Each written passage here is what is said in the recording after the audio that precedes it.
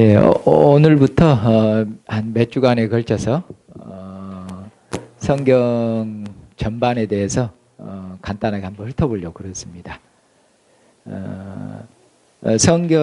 성경이 무엇인지, 또 성경의 내용이 무엇인지, 그 성경의 내용이 어떻게 시작되고 어떻게 흘러가는지 그런 것을 살펴보고, 성경이 성경 이야기가 어떤 틀, 어떤 구조로 되어 있는지, 그런 것들을 한번 몇 주간에 걸쳐서 살펴보려고 그랬습니다.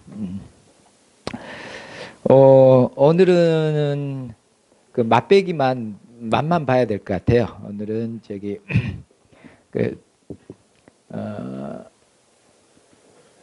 대청소를 해야 되기 때문에 오늘은 짤막하게 성경이 무엇인지 간단히 말씀드리고 마쳐야 될 것 같습니다. 자, 여러분 앞에 지금 여러분이 가지고 있는 그 책을 뭐라고 우리가 이제 부릅니까? 여러분이 가지고 있는 책을 성경이라고 부르죠. 또 어떤 분들은 성경이라고 하지 않고 또 뭐라고 부릅니까? 또는 성서라고도 부르지요.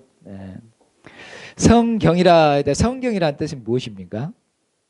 성경은 거룩한 경전이라는 뜻이고, 성서라는 뜻은요, 거룩한 책이라는 뜻입니다. 그러니까 거룩한 책이라 할 때 이 책이 거룩하다 했을 때 이 책이 다른 책과는 좀 다르다 그 말씀이잖아요. 경전했을 때도 이제 거룩한 경전이니까 이것도 일반 경전과는 다르게 우리가 가지고 있는 책에게 특별한 어떤 것을 부여했잖아요. 거룩한 경전이다. 그래서 성경이거든요. 그럼 우리가 지금 가지고 있는 책을 왜 거룩한 그 책으로, 성서로, 혹은 거룩한 경전의 성경이라고 왜 이름을 그렇게 부르지요? 왜 우리가 가지고 있는 이게 특별하냐 그 말이에요. 특별하기 때문에 다른 책하고 구분해서 이것을 거룩한 책이라 이렇게 구분해서 붙였잖아요. 그렇죠? 우리가 가지고 있는 게 성경이라고 그러잖아요. 다른 책은 성경이라 하지 않고 우리가 가지고 있는 걸 성경이라고 그래요. 그때 우리가 가지고 있는 책을 성경이라 할 때 왜 이것을 성경이라 이렇게 이름을 붙였느냐 그 말이에요. 조금 생각을 해보세요. 이걸 왜 거룩한 책 혹은 거룩한 경전이라고 부를까요?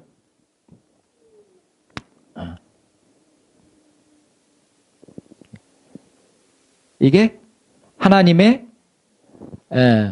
이게 하나님의 말씀이기 때문에, 하나님의 말씀이 기록된 책이기 때문에 말이죠. 하나님의 말씀이 들어있는 것이 아니라, 오해하시면 안 돼요. 하나님 말씀이 들어있거나 하나님의 말씀이 포함되어 있어서가 아니라 성경이 하나님의 말씀 자체예요. 하나님의 말씀이 여기에 좀 들어있거나 포함되어 있거나 그런 것이 아니라 성경이 하나님 말씀 자체입니다. 그래서 성경을 하나님의 말씀으로 그렇게 받아들이기 때문에 성경을 다른 책들과 구별해서 이것이 하나님의 말씀이기 때문에, 하나님의 말씀이 기록되어 있기 때문에 다른 책과 구별해서 우리가 성경이라, 거룩한 책이라, 혹은 경전이라 이렇게 부릅니다. 그런데 성경을 이제 우리가 가지고 있는 게 이게 성경인데, 그러면은 이 성경이 무엇을, 하나님의 말씀이라고 그랬잖아요. 그럴 때 하나님의 말씀인데, 그러면 도대체 하나님의 말씀했을 때 이제 그 다음부터는 이제 해석입니다. 하나님의 말씀, 하나님 말씀, 이것이 하나님의 말씀이다 했을 때 이제 여기에 동의하는 분들은 누구냐면은 이제 기독교인들은 이걸 하나님의 말씀으로 생각하고, 그 다음에 유대인들도 성경을 하나님의 말씀이라고 합니까 안 합니까? 하죠. 특별히 이제 구약 성경, 신약 성경은 하나님 말씀 아니고 구약 성경은 하나님 말씀. 그러죠? 우리 개신교는 신구약을 합쳐서 하나님의 말씀. 그 다음에 이제 천주교하고는 신구약 성경이 하나님 말씀인데 범위에 있어서 이제 천주교라든가 동방 종교에는 이 우리가 가지고 있는 성경 66권 외에 외경이라고 또 있어요. 이 외경을 이제 포함시켜서 성경으로 인정을 이제 합니다. 그러면 이제 성경의 범위에 있어서는 유대교하고 우리 개신교하고 카톨릭하고 좀 차이는 있죠. 알겠죠? 성경의 범위에 있어서 차이는 있는데 하여튼 성경을 하나님의 이제 말씀으로 받는다. 이건 이제 같죠. 같습니다. 그런데 그러면 이제 하나님의 말씀인데 이것이 하나님의 말씀인데 그럼 하나님의 말씀이니까 하나님 말씀하셨겠죠. 그럼 하나님의 말씀하신 내용이 뭐냐? 이렇게 하나님이 말씀하셨는데 하나님이 말씀한데 도대체 하나님이 무엇을 말씀했느냐? 하나님의 말씀의 내용. 그리고 성경은 하나님의 말씀이라 할 때 어떤 의미를 그 하나님의 말씀이라 할 때 그것이 어떤 의미를 뜻하느냐? 이제 여기서부터는 복잡해집니다. 여기서부터는 복잡해져요. 여기서부터는 복잡해진다고요. 차근차근 생각을 해봐야 돼요. 자, 먼저 우리 이제 천주교를 포함해서 우리 개신교를 하면 이제 기독교의 입장에서는 성경을 하나님의 말씀으로 이제 본다고 그랬잖아요. 예. 그럴 때 이 하나님의 말씀을 하게 했을 때 그럼 어떤 말씀이냐? 하나님 말씀할 때 하나님의 말씀은 말씀인데 어떤 말씀으로 보느냐? 여기에 개신교하고 천주교 좀 일치된 점은 있습니다. 뭐냐면은 우리는 성경을 우리가 66권 천주교는 더 받아들입니다만은 이걸 이제 성경을 구분하죠. 성경을 나눈다 그 말입니다. 성경을 구분할 때 구약과 신약으로 나누잖아요. 그러죠. 그러면은 이제 성경을 신약과 구약으로 나누는데 거기 공통점 하나 있잖아요. 신약과 구약 했을 때 거기에 들어있는 게 뭐죠?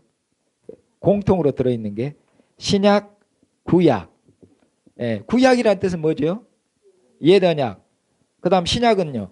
새 언약. 그럼 이 둘이 공통되면 뭐예요? 언약이잖아요. 그러면은 언약이란 말은 자 성경을 둘로 나눈다 했을 때 여기에는 이미 뭐가 들어있는 거예요? 지금 성경을 구약과 신약으로 구분했잖아요. 구분하는 거 이 자체가 벌써 뭐가 들었냐면 성경을 바라보는 관점, 해석이 들어있는 것이에요. 그래서 천주교나 우리 개신교에서 이게 성경을 볼 때 둘로 구분하잖아요. 둘로 구분할 때 하나는 구약, 하나는 신약으로 했을 때 거기에 성경을 뭘로 보는가? 성경은 하나님의 말씀은 말씀인데 어떤 말씀이냐? 이것이 이미 들어있어요. 알겠죠? 그래서 구약 그리고 신약. 그러면 성경은 어떤 말씀이 하나님의 언약의 말씀이 된다고 말입니다. 성경은 언약의 말씀 이렇게 돼요. 그래서 성경을 해석할 때 언약의 관점에서 성경을 해석할 때 구약은 이제 옛 언약이면은 그럼 옛 언약이면은 옛 언약이잖아요. 그럼 옛 언약이라 했더니 여기서 여러분 생각할 것이 옛 언약이잖아요. 그럼 하나님께서 옛 언약을 누구하고 맺었냐? 이게 나오겠잖아요. 하나님께서 옛 언약을 누구하고 맺었는지. 그 다음에 언약을 체결했으면 그 다음 뭐가 나오겠어요? 언약을 체결했는데 내용이 나올 거 아니에요. 그 다음 언약을 체결했을 때 언약을 체결한 형식이나 방법이 나올 거 아니에요. 언약의 당사자도 나오고 이거 당연히 나와야죠. 생각을. 그러면 새 언약은 이제 누구하고 맺었냐? 새 언약의 내용은 뭐냐? 그러잖아요. 그럴 때 이 새 언약은 옛 언약과의 관계에 있어서 새 언약이라고 했으니까 옛 언약을 갱신한 것이잖아요. 예. 그럴 때 이제 그럼 이 새 언약의 이제 당사자는 누군지 이런 것들 당연히 생각을 해봐야 되잖아요. 예, 당연히 생각을 해봐야 됩니다. 그러면은 유대인들은 유대인들은 신약 성경을 신약이라고 안 부른다고 그랬죠. 그럼 구약 성경을 구약 성경이라고 부를 것 같아요? 안 부를 것 같아요? 예, 안 부릅니다. 잘 맞추셨어요. 그러면 유대인들은 성경을 뭐라고 부를까요? 유대인들은 유대인들은 구약 성경만 가지고 있겠죠. 예. 유대인들이 가지고 있는 구약 성경은 우리 개신교하고 범위가 일치합니다. 유대인들이 가지고 있는 구약 성경은 우리 개신교하고는 일치하고 카톨릭하고는 일치가 안 돼요. 카톨릭은 구약 성경이 아까 말한 외경이 더해져 있다고 그랬잖아요. 예. 자, 그러면은 유대인들은 구약 성경을 뭐라고 부를까요? 예? 예, 경전이라고 그렇게 안 불러요. 이것을 이제 하나님의 말씀으로 하나님의 말씀이라는 의미의 경전이라 그건 똑같아요. 근데 구약 성경을 부를 때 우리는 구약 이렇게 부르잖아요. 이제 성경을 구분해서 유대인들은 구약 성경을 뭐라고 부를 것 같아요?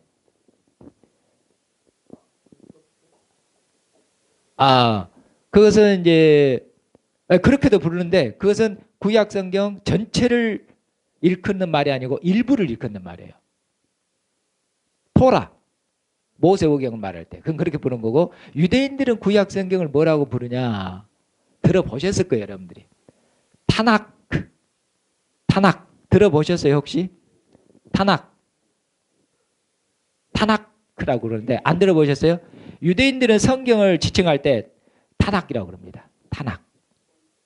예. 그것이 뭔 뜻이냐? 이제 이걸 좀 써보려고 그래요. 제가. 그럼 유대인들은 성경을 타낙이라고 부르는데 왜 유대인들의 성경을 보면 어떻게 해서 성경을 타낙이라고 부르는지 그거 설명하려고 그래요. 제일 먼저 모세오경 있죠. 모세오경을 유대인들은 뭐라고 부를 것 같아요? 예? 모세오경을 토라라고 그래요. 토라는 많이 들어보셨죠? 토라. 예. 제가 히브리어로 좀 써볼게요.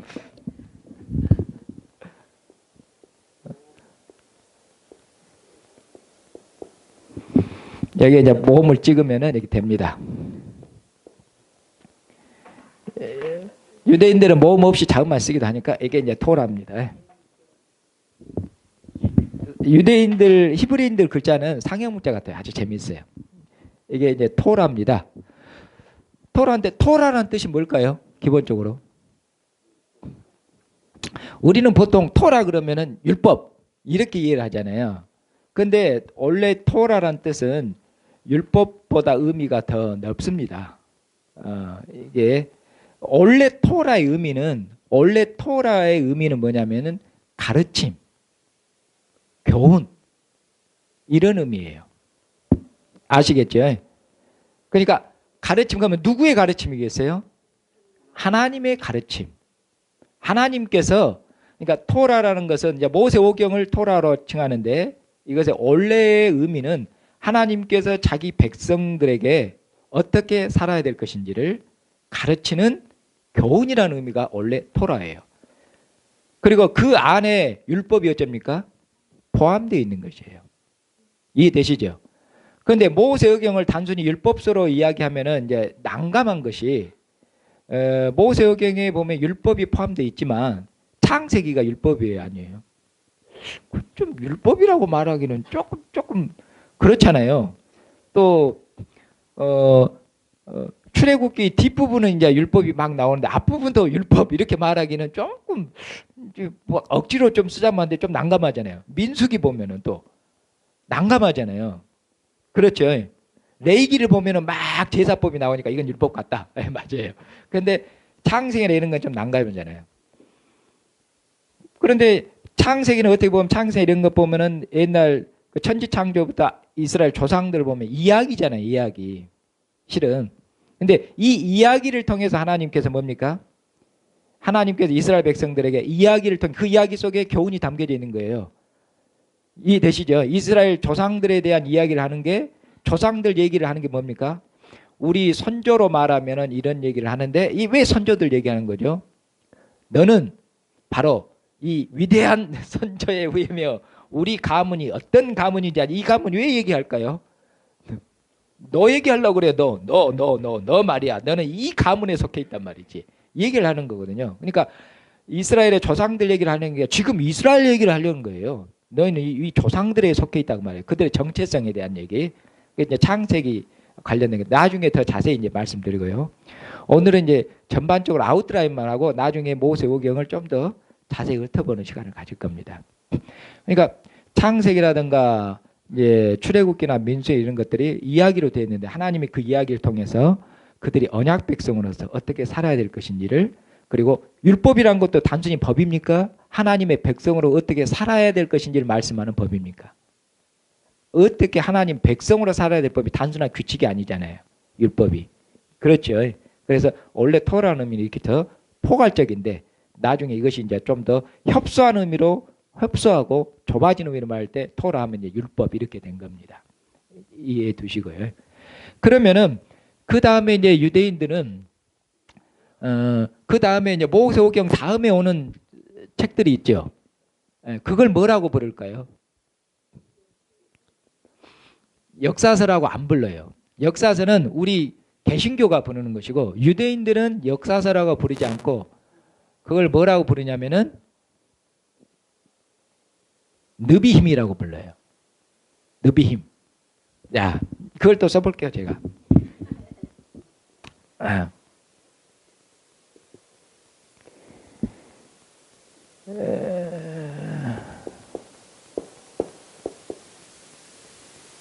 이게 느비임입니다.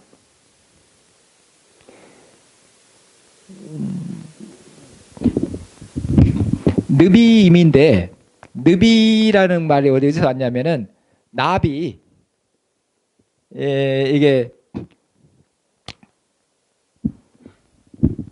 이제 부인데 영어의 베타 영어의 그 비 있죠 비 그리스어의 베타로 가고 나중에 발전하면은 영어의 이제 비로 가는데 이것이 베트입니다. 히브리에서 베트인데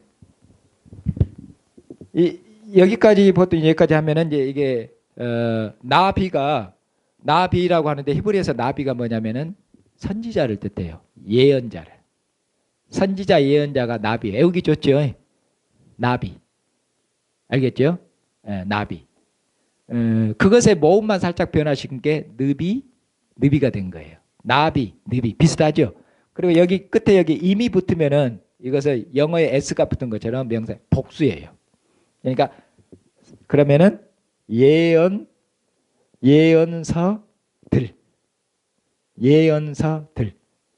선지서들 이렇게 되겠죠. 복수가 되니까.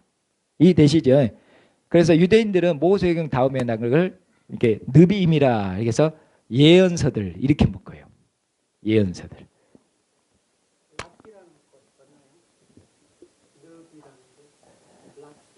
아니요. 비는 똑같은데 랍비의 랍 완전히 이제 뜻이 좀 달라집니다. 예. 그러면은 이제 예언서 말고 그럼 이제 성경에 또 다른 책들이 있을 거 아니에요. 그 뒤에 시편 이제 뭐 잠언서도 있고 전도서도 있고 이게 나머지 그건 뭐라 할까요? 그것은 이제 케투빔이라고 그럽니다. 케투빔. 여기 보니까 다 외우기 쉽죠. 빔이 많이 들어가잖아요.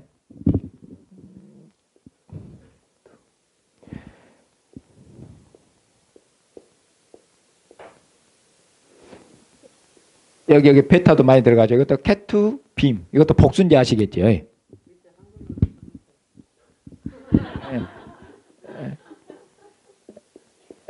캐투 빔.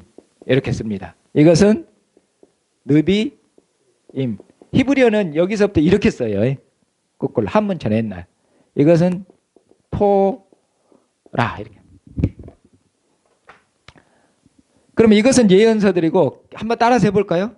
이 정도는 이제 많이 안 썼으니까 토라, 토라, 모세오경을 뜻하는 거고 그 다음에 느비임, 이건 예언서들. 그 다음에 케투빔 또는 크투빔이라고도 읽어요. 케투빔, 크투빔. 이것은 뭐냐면 이걸 보고 시가서 혹은 이제 찬양시들, 찬양시 모음집들 그런 뜻이에요. 알겠죠? 예. 찬양시들 혹은 이제 그 찬양시를 모은 거잖아요. 거룩한 문서들 그렇게도 말해서 성문서들 이렇게도 뜻해요. 예. 그런데 지금 그러니까 유대인들은 성경을 구분할 때 셋으로 구분해요. 알겠죠? 토라, 느비임, 케투빔 이것이 유대인들의 성경을 볼 때 상구분이에요. 이 정확하게 유대인들이 성경을 상구분하는 법을 따라서 예수님께서 누가복음에서 말씀할 때 뭐라고 말하냐면은 여기 토라와 그리고 느비힘과 알겠죠? 그리고 케투빔에 기록된 모든 것이 이루어져야 하리라 이렇게 말해요. 거기 보면은 성경을 구약성경 유대인들의 세 구분법을 예수님이 그대로 이 구약성경 전체를 두고 하는 표현법입니다. 알겠죠? 예. 그러면은 아까 제가 이제 말씀드린 건 뭐냐면은 유대인들은 구약성경을 전체를 통칭해서 뭐라고 부른다고 그랬죠? 타나크라고 그랬죠? 타나크하고 타나크 끝에 가서 붙이기도 해요. 발음은. 예, 그것을 예. 이제 그거 써드리려고 그러는데 그 타낙이 어떻게 해서 만들어진 그 지금 제가 조금 말씀드리려고 그러잖아요. 그럼 어떻게 만들었냐면은 여기 토라의 첫 글자, 느비힘의 첫 글자, 알겠죠? 그 다음에 여기 케투빔의 첫 글자, 이게 이해하시겠죠? 첫 글자에다가 그 다음에 여기에다가 아 모음을 첨가시킨 거야. 그러면은 이게 영어의 T거든요. 타우라고 그러는데 히브리어 타우인데 여기다 R을 붙이면 뭐가 됩니까? 타. 여기에다가 R을 붙이면 나. 여기는 뭐가 되겠어요? 여기는 이제 마지막이니까 안 붙이고 타나 크. 이해되시죠? 그래서 타나 크. 이걸 이제 타나 크라고도 발음하고 이것을 크를 밑으로 끌어내면 타낙 이렇게 되는 거고 타나크 이렇게 되는 거예요. 이것이 이제 히브리어에서는 카프라고 그러는데 카프가 제일 끝에 올 때는 이렇게 변해요. 이것을 이렇게 펴입니다. 히브리어 글자가 끝에 오면 저 글자가 이렇게 펴지니까 이렇게 되는 거예요. 그렇게 해서 타낙 이렇게 됩니다.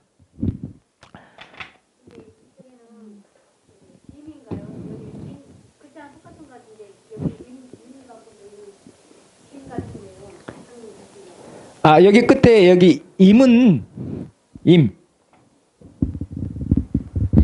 여기 임은 똑같고 여기 임도 똑같죠. 이 임은 뭐냐면 복수를 표현할 때 항상 따라다 붙는 거예요.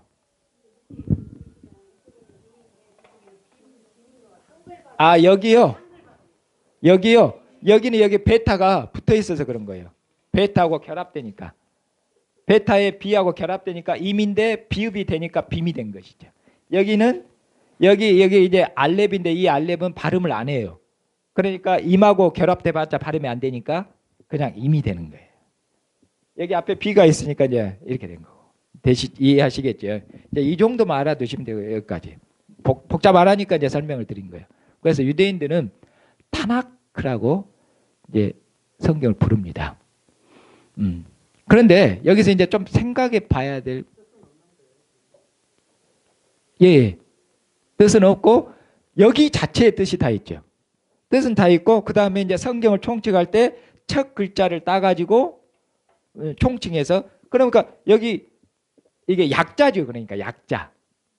이 세 개를 왜냐하면 토라의 타우를 땄죠. 느비임의 이걸 땄죠. 그 다음에 케투빔의 크를 땄으니까 이것들이 각각 성경의 세 부분을 타나크일 때 타나크 자체가 성경의 세 부분을 지시해주고 있다는 말이에요. 그걸 총칭해서 타나크.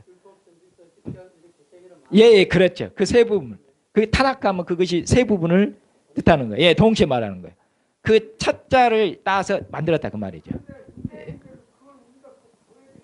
아, 왜 이제 하냐면은 예. 아, 이제 들어만 두셔요. 그런데 왜 제가 이제 이렇게 하냐면은 자, 유대인들이 성경을 배열할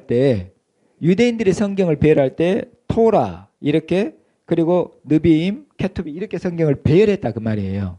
그런데 유대인들이 성경을 배열한 것과 우리 개신교 있죠.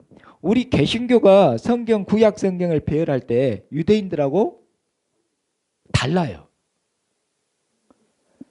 모세오경만 갖고 그 다음에 여기에서부터는 달라진단 말입니다. 배열이 달라져요. 예, 순서가 바뀌었어요. 그랬을 때 여러분 아시죠? 똑같은 이야기인데 순서를 바꾸면은 이야기가 변할까요? 안 변할까요? 강조점이 변해요. 지금 이야기를 제가 하는 게 그냥 하는 게 아니에요. 유대인들이 성경을 이렇게 구분하고 이렇게 배열했다 그랬죠. 그러면은 이야기를 어떻게 배열하느냐, 즉 이야기를 어떻게 해 나가는 그 순서가 이야기의 뭐가 됩니까? 이야기의 틀, 이야기의 흐름, 이야기의 틀, 이야기의 구조잖아요. 이것 좀 이해되세요? 순서가 달라지면은 구조가 변하잖아요.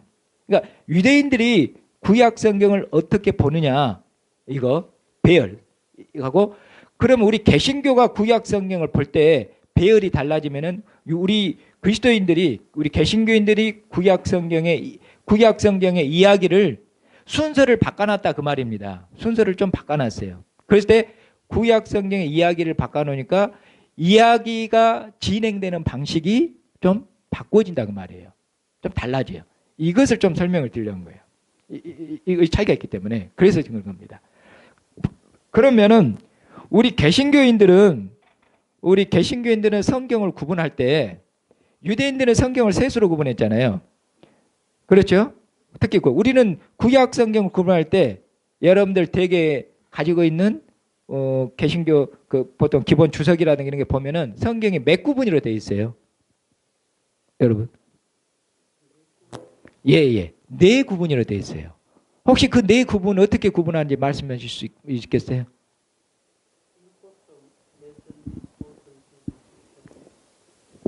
율법서. 예. 모세오경이라고 처음에 구분하죠.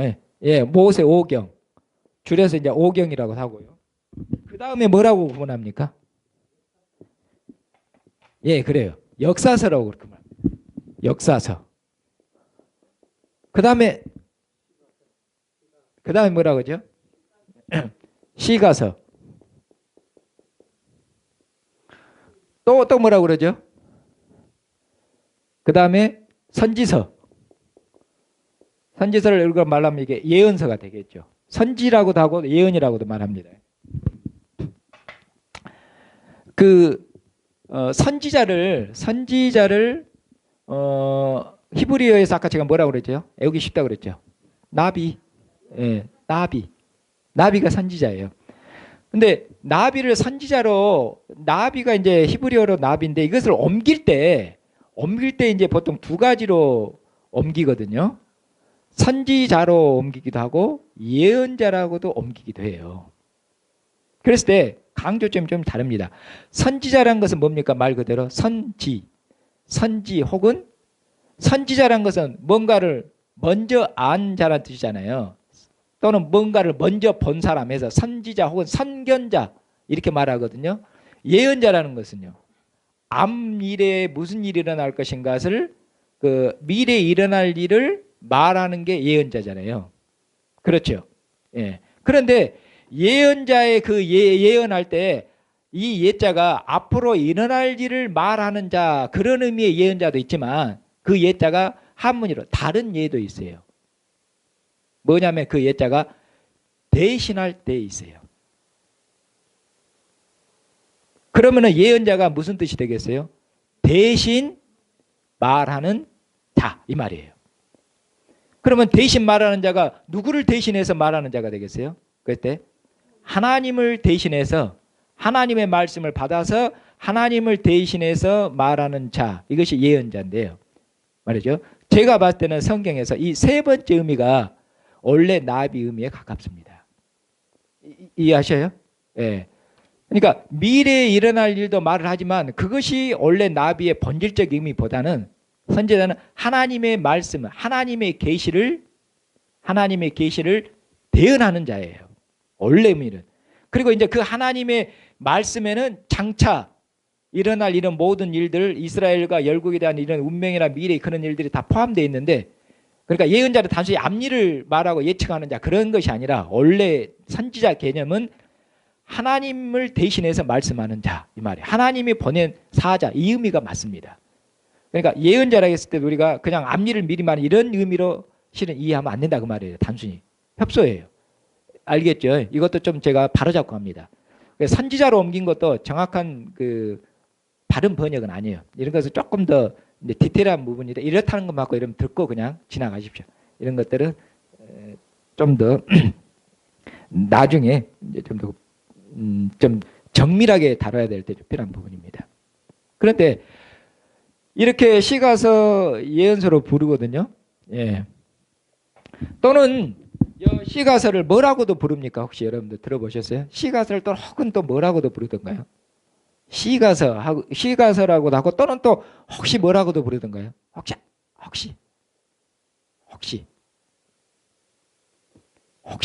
뭐 지혜서요? 혹시는 이렇게 안 들어보셨어요? 혹시 지혜서라고도 부르죠.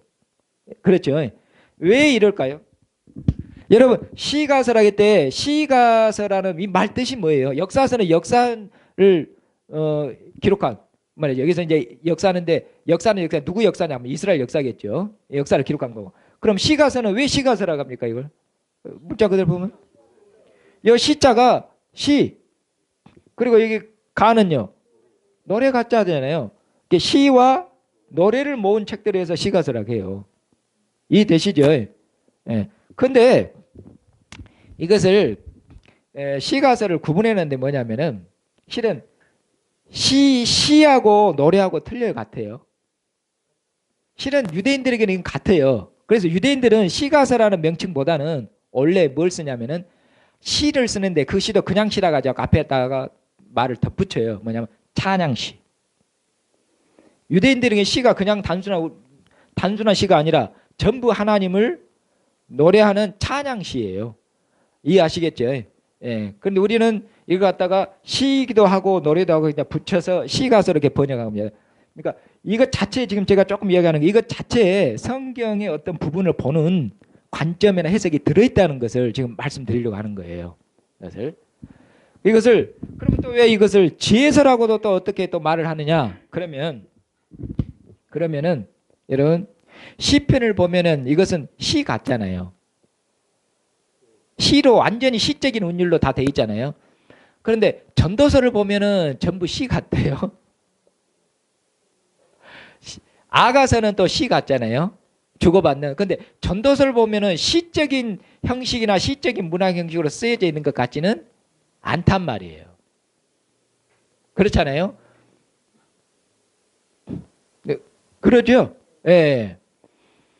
그러면은 전도서라든가 그런 거 보면은 전도서에 보면 야 내가 인생을 살아보니까 하나님 앞에서 깨닫는 게 뭐냐 인생은 다 헛되니 모든 것이 헛되고 해 아래 새 것이 없으며 막 이런 얘기 하잖아요. 그럼 거기에 뭐가 좀 담겨져 있는 것 같아요? 인생을 다 살아보신 양반이 뭔가 교훈 지혜가 담겨져 있잖아요. 그러니까 이것을 시가서라고만 했을 때는 이 시가서에 찬양, 시와 노래라는 것으로 전부 포착이 돼야 안 돼요. 전도서 같은 것은 포착이 안 된단 말이에요. 그러니까 시가서 말고도 여기 보면은 시적인 형식으로 안 돼 있고 전도서 같은 것은 거기에 보면은 시적인 형식으로 안 돼 있고 어떤 지혜를 담고 있으니까 그러니까 그것을 시가서를 하지 말고 좀 지혜를 가리키지 않게 지혜서라고도 부르자. 그래서 지혜서라고도 이렇게도 부릅니다. 아시겠죠? 예, 그래서 시가서 혹은 지혜서 해서 이제 그것을 어떻게든지 다 커버하기가 어려우니까 포함시키기가 어려우니까 이제 그렇게 하는 겁니다. 알겠죠? 예. 자, 그러면은 우리는 여기에 아울러서 신약 성경 있죠. 신약 성경은 어떻게 구분하십니까 혹시? 신약 성경을 어떻게 구분해요? 지금 제가 왜 이거 구분하는 거 얘기하려면은 구분한 것 자체가 그 안에 뭐가 들어있다? 구분을 하고 있잖아요. 구분한 것 자체에 그냥 자연스럽게 구분을 했을까요? 그 구분하는 걸 때 거기 이미 해석이라든가 그 성경을 보는 관점이 들어있을까요? 들어있다는 걸 얘기하고 있어요. 성경을 구분하고 있잖아요. 그 자체 지금 성경 이야기를 해석하고 보고 있다는 거예요. 관점이 이미 들어있어요. 이해하시겠죠? 그래서 지금 성경을 지금 성경을 나누고 있는데 그 나눈 것에 이미 해석이 들어있어 그것이 어떻게 연결이 되는지 그걸 설명하려는 거예요. 성경 자체에 지금 틀을 가지고 설명하려는 겁니다. 제가 어떤 다른 얘기를 하려고 하기 전에 먼저. 그러면은 여러분 신약 성경을 어떻게 보통 구분합니까? 복음서라고 하잖아요. 그래, 복음서로 구분해요. 예, 그렇죠. 복음서. 그 다음 뭐라고 그럽니까? 역사라고 그래요. 맞잖아요. 그 다음에 뭐라고 할까요? 서신서라고 그래요. 서신서. 그 다음에 뭐라고 합니까? 예언서라고 해요. 예언서. 요한계시록. 그렇죠? 예. 이게 우리 개신교의 신약성경 구분법이거든요. 근데 개신교가 여러분들이 신약성경을 넷으로 구분했잖아요. 그것은 구약성경을 넷으로 구분한 것과 짝으로 맞아 들어갈 것 같아요? 안 들어갈 것 같아요? 맞아 들어갑니다. 이걸 구분했을 때 그냥 구분한 게 아닙니다. 맞아 들어가도록 되어 있어요. 잘 보세요. 우선 보면 여기 역사서 이게 일단 맞아 들어가죠. 그리고 여기 보니까 선지서, 예언서라고 하죠. 요한계시록, 예언서 맞죠? 그렇죠? 그 다음에 여기 이제 시가서나 혹은 지혜서, 그 다음에 여기 뭐 서신서가 나오잖아요.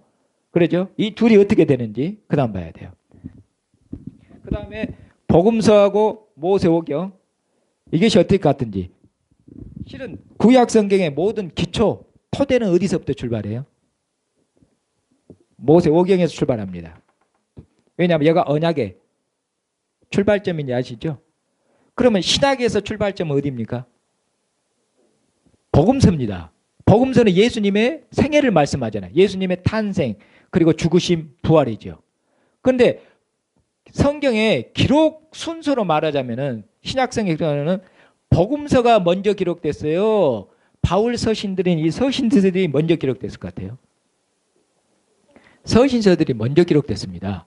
복음서가 나중에 기록됐어요. 그런데 성경에 역사적인 순서로 배열이 안 돼 있다 그 말이에요. 이미 그러니까 해석이 들어있다는 말이야. 아시겠죠? 그런데 복음서를 먼저 배열을 했어요. 그 다음에 역사서라는 거, 역사서는 뭐냐면 사도행전이에요. 사도행전을 넣어놨습니다. 그 다음에 서신서들을 넣어놨어요. 그 다음에 예언서가 오거든요. 이렇게 됐어요. 이걸 왜 이렇게 해놨냐면은 보십시오. 자, 복음서는 예수님 메시아가 오신 걸 말씀하잖아요. 메시아가 오시고 죽으시고 부활하심으로 말미암아 뭐가 도래했어요? 복음서에서 말한 것이 뭐가 왔다고 그럽니까? 하나님의 나라가 다가왔죠.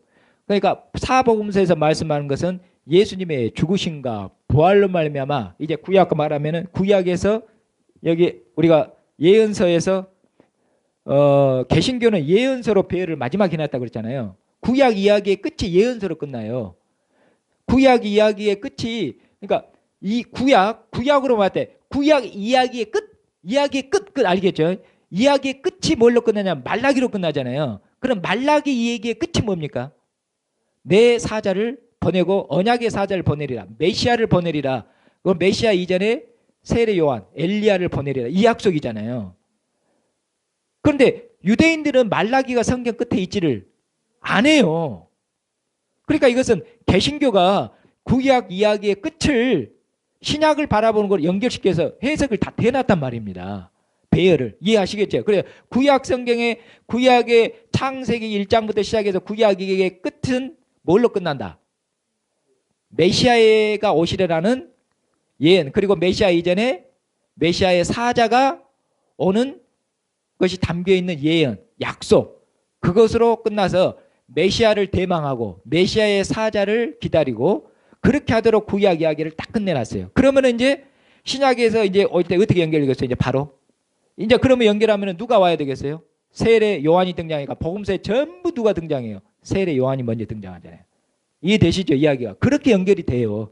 근데 구약 유대인들은 그렇게 안 돼 있단 말이에요. 왜? 유대인들은 예수님을 메시아로 받아들이지를 않기 때문에 우리는 이렇게 한 것을 지금 말라기를 왜 끝에다가 표현했는지 알겠죠? 이미 그리스도 안에서 구약 성경을 갖다가 그리스도가 메시아고 그리스도의 죽으심과 부활로 말하면 이런 예수님의 죽으심과 부활이 어떤 사건이고 어떤 의미 있는지를 그것을 전부 이해하고 해석하고 거기에 담겨 있는 의미를 그걸 해석을 해가지고 구약 성경을 바라보고 구약 성경을 재배열했다 그 말입니다.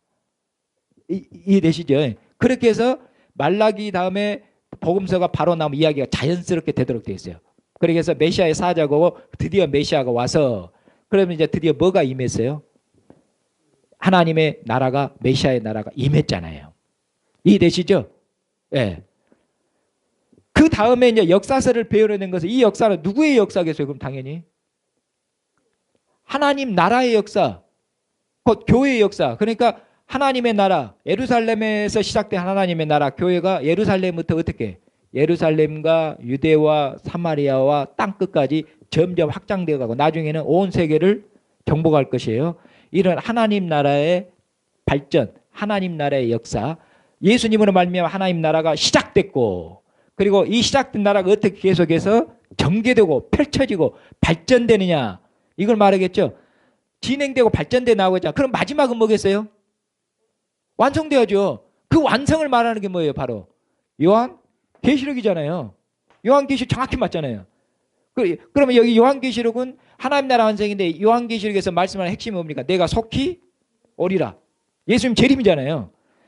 그러니까 역사서에서 다 예수님의 재림과 예수님의 재림하시면은 하나님 나라의 완성 그렇게 말씀하죠. 연결되잖아요.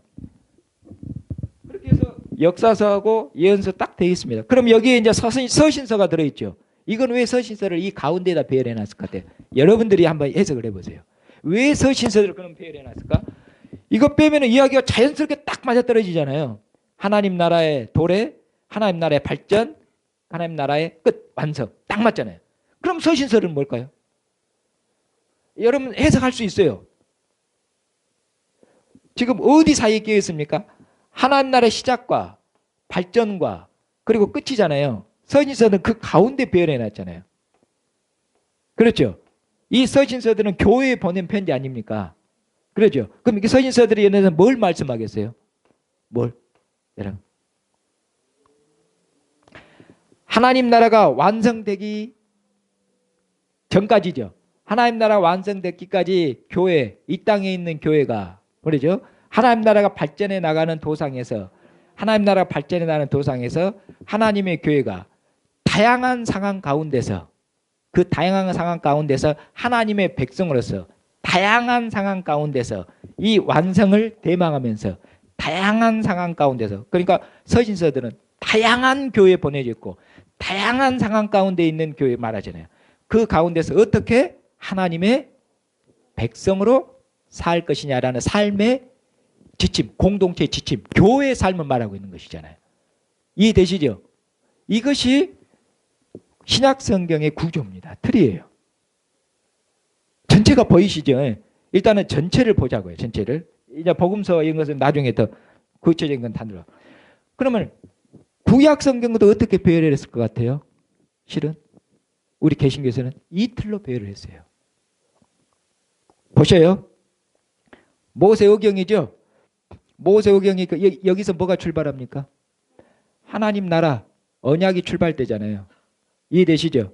하나님께서 모세를 통해서 이스라엘과 언약을 체결한 그러니까 구약의 모든 출발과 토대와 뿌리는 전부 모세 언약입니다. 여기가 토대예요. 언약에서 출발했죠. 그 다음에 여기 역사서는 여호수아 사사기 알겠죠? 사무엘상하 열왕기상하 그 이스라엘 태종태세 문단세 하는 그 이스라엘 여러 왕제도 쭉 나오고 알겠죠? 이스라엘 그 나오고 그 다음에 사무엘상하는 그 사울과 다윗 이스라엘 초대 왕을 다루잖아요. 어떻게 왕국으로 이스라엘의 왕국이 세워지는지 왕국이 세워지기 전에 이스라엘이 어떻게 그 다음에 가나안 땅에 들어가서 왕국을 세우기 전까지 그 이스라엘의 그 전쟁사가 기록되는 게 여호수아 사사기 그런 거잖아요. 근데 이스라엘의 지금 역사잖아요. 이거 말씀하잖아요. 그러니까 이 역사가 뭐냐면은 하나님 나라가 여기서 언약이 출발해 하나님 나라 출발했죠. 그 다음에 이 하나님 나라의 역사가 쭉 진행돼요. 근데 하나님 나라가 뭐 됐어요? 끝에 보면은 열왕기는 망해버려. 하나님 나라 시작, 성장, 발전, 다윗과 솔로몬 때 전성기, 발전, 그리고는 열왕기가 제일 끝에면 바벨론 포로 망해버리고 끝나버려요. 이해되시죠? 예. 그래서 하나님 나라 이 역사서가 그냥 이스라엘 역사서인데 그냥 이스라엘 역사서가 아니라 하나님 이스라엘의 구약 때 하나님 나라니까 하나님 나라의 역사인데 이것도 그냥 있는 사실을 단순히 그냥 기록하는 그런 얘기가 아니라 이 이스라엘의 역사, 이스라엘의 발전을 모세오경의 토대를 두고 해석해서 이스라엘 역사를 기록하는 거예요. 그래서 이스라엘이 망했잖아요. 왜 망했을까요? 모세오경이 이스라엘은 하나님과 언약을 체결해서 언약 백성이었죠. 그리고 하나님 모세오경에 이렇게 언약 백성으로 살라고 교훈을 줬잖아요. 그런데 이스라엘 역사를 쭉 조망하는데 하나님의 언약에 비추어서 이스라엘 역사를 해석하는데 하나님의 언약의 말씀과 교훈을 따라서 이스라엘이 살았다 못 살았다? 못 살아서 어쨌다? 망했다. 이해되시죠? 네, 망했어요. 그런데 이제 망한 것으로 끝나버리면 이야기가 소망이 없죠.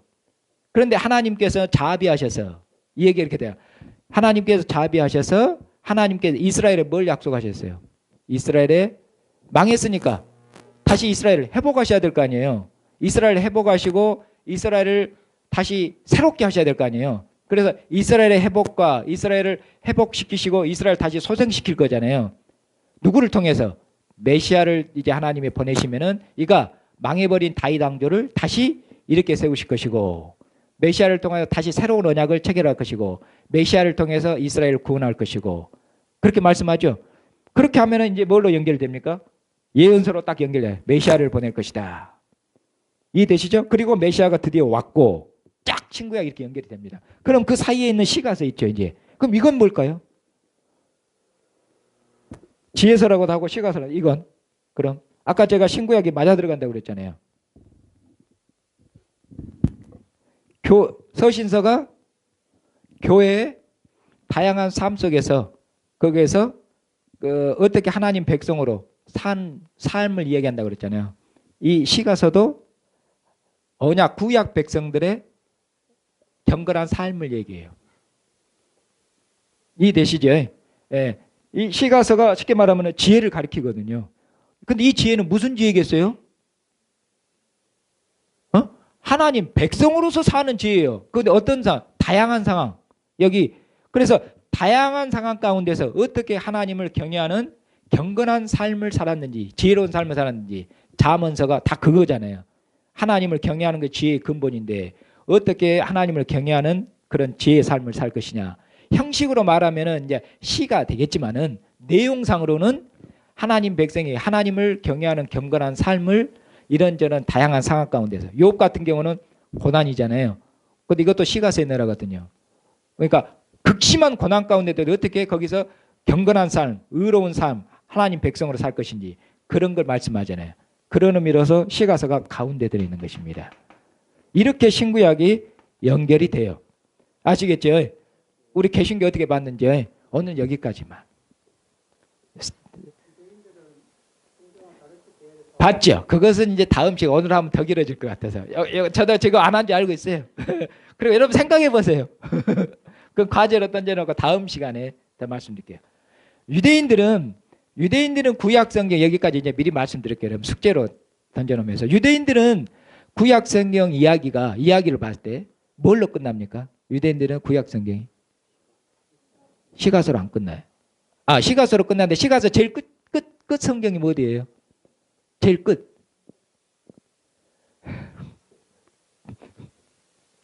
우리가 신앙생활 오래 했죠. 제일 구약 성경 끝이 유대인들은 뭐냐면 역대기입니다. 좀 충격적이지 않으세요? 역대기로 끝나요. 그러니까 유대인들은 구약 성경 끝을 역대기로 끝나는데 왜 역대기로 이야기를 끝내놨을까요? 그건 이제 숙제. 다음 시간에 계속. 오늘은 여기까지입니다. 이미 답을 많이 드렸어요. 예. 오늘 얘기가 간단한 거지만 굉장히 중요합니다. 신구약 전체의 틀을 지금 이야기하고 있거든요.